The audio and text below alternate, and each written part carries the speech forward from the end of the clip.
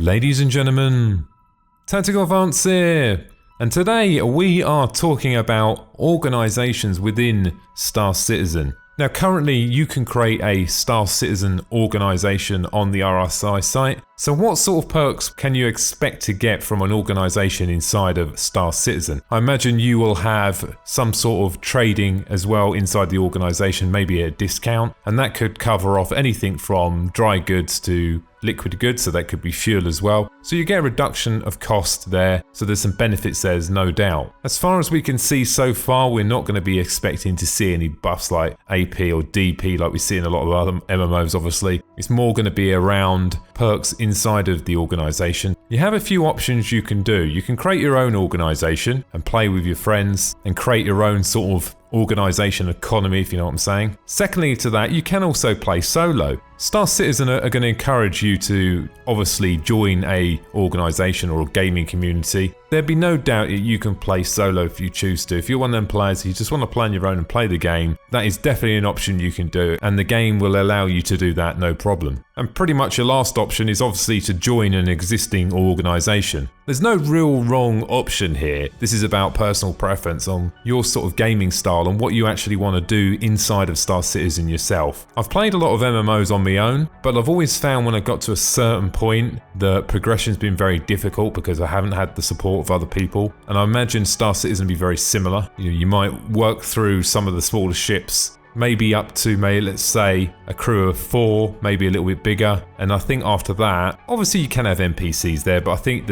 it will get a little bit tougher, and I think having an organisation to support you or give you a reduction on cargo and fuel costs could really help you out and make that gameplay a little bit more enjoyable. So going back to point 1, and that is creating your own organisation. If you're thinking about creating your own organisation, my suggestion would be, even if you're thinking about, I'll wait until the game comes out, if you've got an RSI account now, I suggest you just go over there and create the organisation. There's no harm in doing it. All you're going to be doing really is securing that name, so at least when the game goes live you've actually got the name. And secondly to that, if later on down the line you change your mind and you decide actually I don't really want to have my own organisation, just go and click on the delete button and disband in it. It's quite easily done. I would definitely go over there now and create that organisation now just to secure the name. There's no harm in doing it, and clearly if you're doing solo player, you're pretty much good to go really. And the final one is joining another organisation, and this gets a little bit tricky now. There's a few decisions you've got to make when you're looking to join an organisation. At this point, if you're looking, you should really know what sort of player you are. If you're an FPS person, if you want to do exploration, if you want to do trading, if you want to do bounty hunting, or maybe even want to do piracy. Most of the organisations on the RSI, they are classed in some way by what sort of role they're going to play in the game. So that should be your first pointer. Decide what you want to do, have a look at the list there, do a bit of research on these organisations to get a little bit of understanding of what sort of role they take inside of Star Citizen. And that way, that will help you decide which one you might want to be a part of. Now you might say to yourself, look, I'm going to wait until Star Citizen goes live and then I'm going to join an organisation. Well, I'll tell you a few reasons why I believe it's better to join an organisation now. And this is not necessarily just about Star Citizen. It's partly to do with that. A part of being in an organisation is collaboration, playing with people, meeting people, making friends. If you join an organisation now, you can have that bond with them individuals, get to know them, get a good understanding of what sort of games they like playing,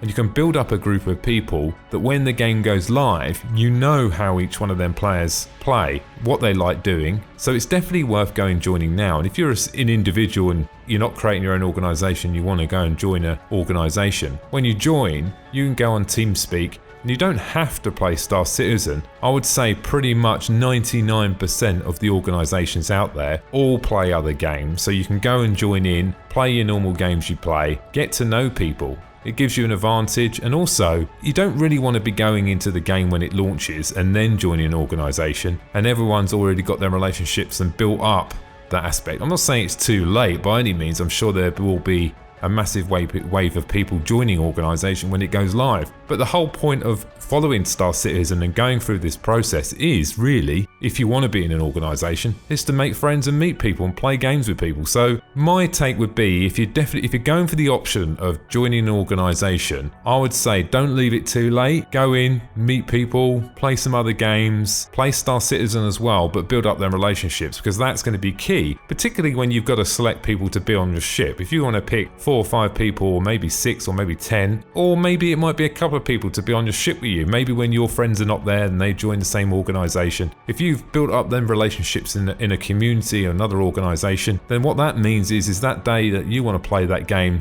there's going to be someone there ready and waiting to come and take that place. And you know you can trust them. My suggestion would be definitely go out, take it into consideration, and don't leave it too late. Secondly to that, there's another thing you can do as well. Once you've joined an organisation, don't forget you're not stuck there, guys. Well, you can go and join an organisation, jump in the TeamSpeak, stay there for a little bit of time, see if you like the place. If you like, stay. If you don't, go. So you've got a bit of time now to go and, I'm not saying jump to loads of different organisations, but to go and decide which one you fit into the best. Now, there are some challenges when you look at joining an organisation, and this is, I don't know what you guys think, there's probably quite a few of you not aware of this sort of situation that's occurred, and it's been around for quite a while. It was added in the last patch of the main website. It's quite a while ago now. You can have main org and you can have affiliated org. Now the problem is with that, and I don't know what you guys think. Let's just say you wanted to go and join an exploration organisation, right? So you want to go and join an exploration organisation. You go and look on the RSI site, you pick one, yeah, great, right? You're in an exploration organisation. The challenge that the organisation owner and the organisations have, and you might not be aware of this, and the members might not be aware, the other people that are affiliated, so their main org, and they might be affiliated with someone else, they could be in a pirate org. There could be people inside of your organisation you've selected that are in a pirate organisation that you're playing with. Now that's fine. That's not saying that pirates are horrible people. We definitely need pirates in the game. If that's not there, then it's sort of, the risk over reward, and yeah, we all know it needs to be there. The point is, if an organisation has got a moral standing and it says, look, we don't accept piracy, blah, blah, blah, you get the idea. But the problem is when you're flying through space and you see that same friend again,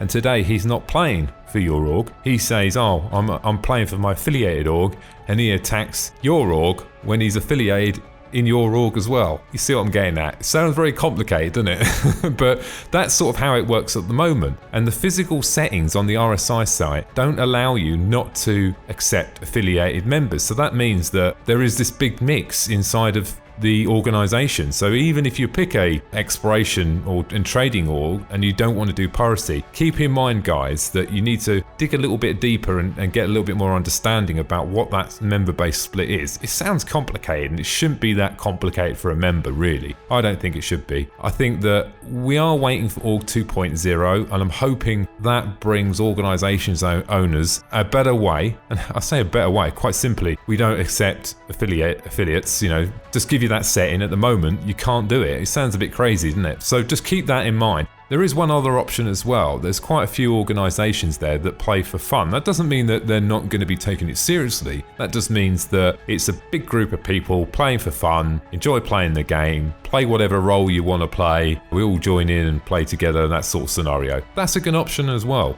It depends what you want to get out of playing the game.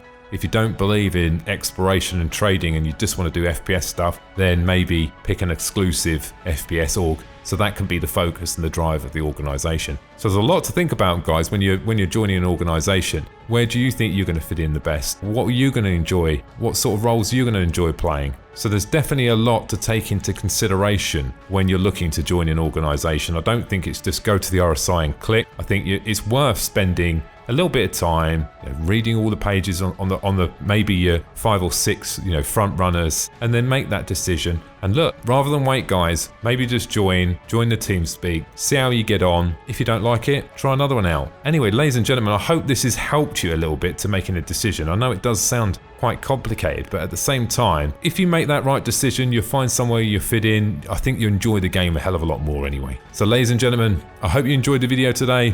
Thanks for listening, and don't forget to subscribe. Bye now.